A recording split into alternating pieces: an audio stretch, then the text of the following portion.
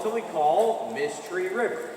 Now it's called Mystery River because Mr. Gurley did not know where it was coming from and he did not know where it was going. We now do know those answers. It comes from a spring on top of a mountain into inside this cave, which it all does eventually lead out to the Paint Rock River. Now if y'all notice a makeshift bridge right there, Mr. Gurley built that for his personal use.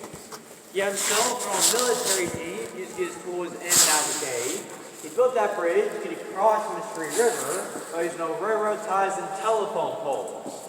And now, just to give y'all an idea of how crazy Mr. Gurley was, he would hit that bridge going 60 miles an hour.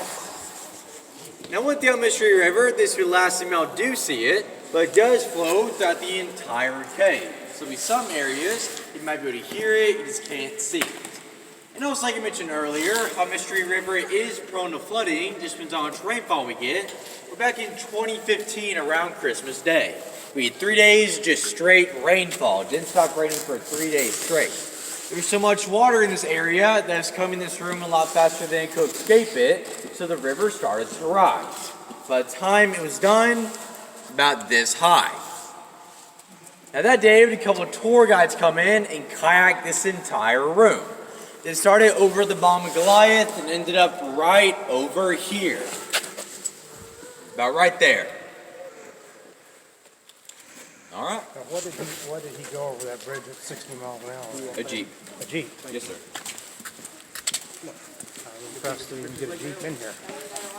I'm impressed you could even get a Jeep in here. Yes, sir. The original height of that tunnel walk through before the concrete in, he shaped off the top of part of the Jeep. Okay. He's able to fit through. Huh. What year was that? That would have been about the 50s. 50? Is he still alive? Sir? Is he still alive? No, sir. He died in 96. Okay. Would have been interesting to talk to me. Oh, yes, sir.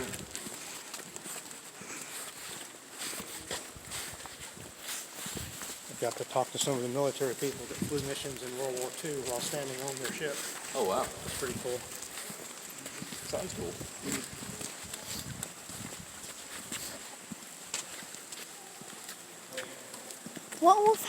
What would happen if one of these fall on your head when you were like the pointy? If it fall on your head. Depends on how far it's falling from your head. If you're standing right below it, right there, it probably won't. It would probably hurt, but won't do much. Well, if it was standing from up there, It'd probably hurt you pretty badly. it'd probably hit your skull. Possibly. Depends how up if knock it's you out. hollow. You know, it's still hollow, it's still rough. Look like giant teeth. On the side view. Yeah.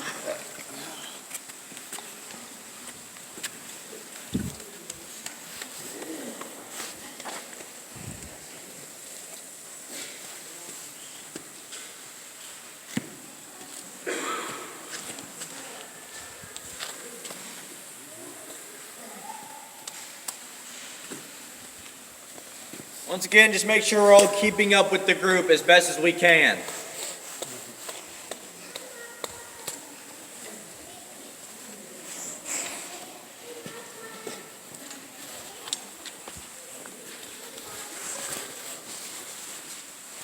looks a lot like molars on the side. Oh, yes, sir. Did you say we can or cannot drink? I don't want to eat, but drink. You can have a bottle of water.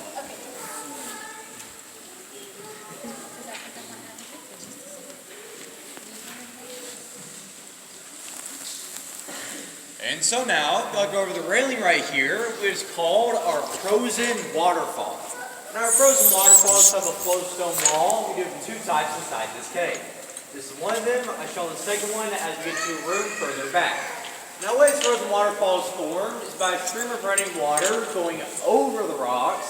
And as it does that, it starts depositing the minerals that's inside the water onto the rocks, also running at the edges they used to have. Because once upon a time, the rocks used to look like this. Now we do have some more earthquake damage running through it. Y'all can see it. We got a crack right here. But then we had a big one running through it right here. Now Mr. Gurley got this frozen waterfall. He saw a big crack running through it. and he realized any damage to it, there was a chance of it breaking off and falling down. He didn't want that to happen. So he took it upon himself, started patching it with concrete. But he realized the more he put in, the more unnatural look it got. He wanted to keep it natural, so he decided to stop. But actually, right before he stopped, he left us his handprint right here. Now putting cracks in the frozen waterfall wasn't all the earthquake had done. It also did mess up the natural flow of running water going over the frozen waterfall. So we now do have to manually pump the water going over it so it doesn't dry out and crack any more than it actually is. Also to make sure that it keeps growing. Alright.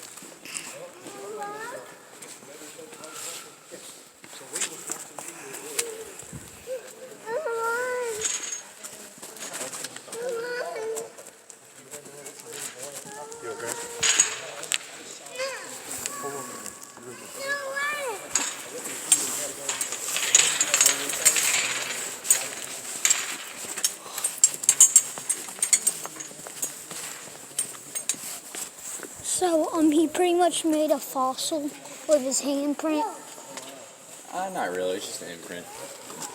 Well, it's pretty cool. Make sure we are sticking with the group. You can check stuff out on the way out.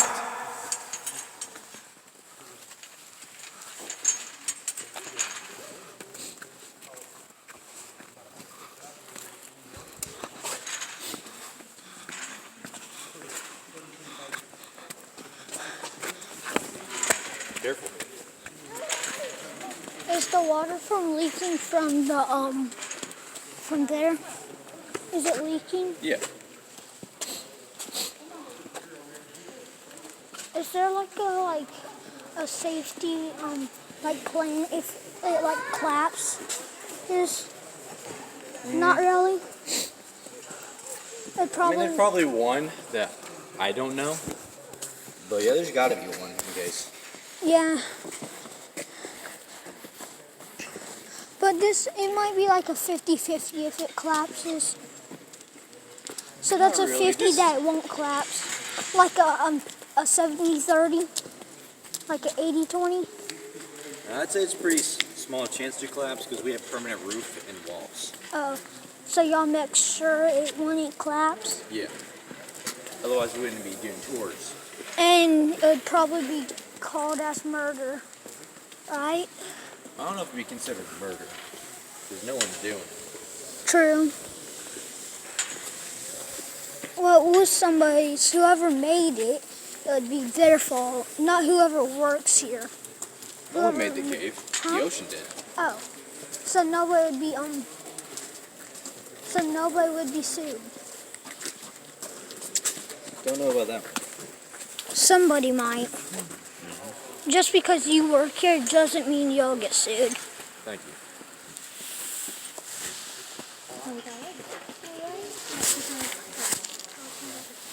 I like your shirt, buddy.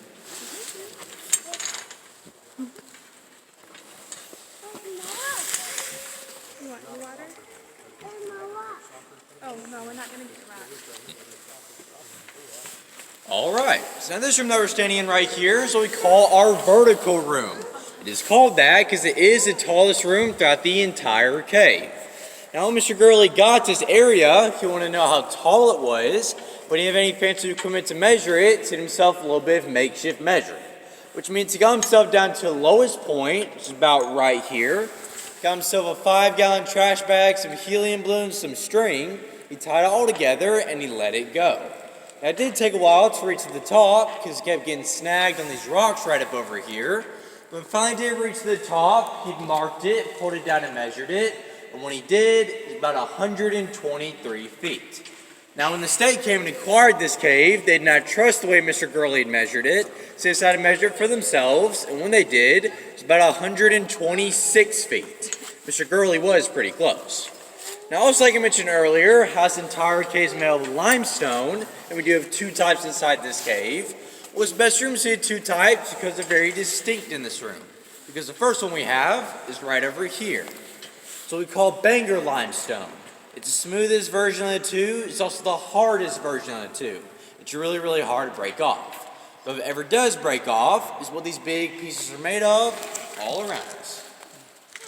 And then right behind y'all, we have what is called Monteagle limestone. It's a lot more rich and a lot softer than Bangor limestone, and it's a lot easier to chip off. So if you see any small pieces or pebbles, it's probably made for this Monteagle limestone right here. Now, do y'all remember those chert nodules pointed out earlier? Once again, here they are. Like I said, they will follow us all the way to the back of the cave, and they're still at that same level we saw them earlier. So like they're a lot higher because they went down lower. All right.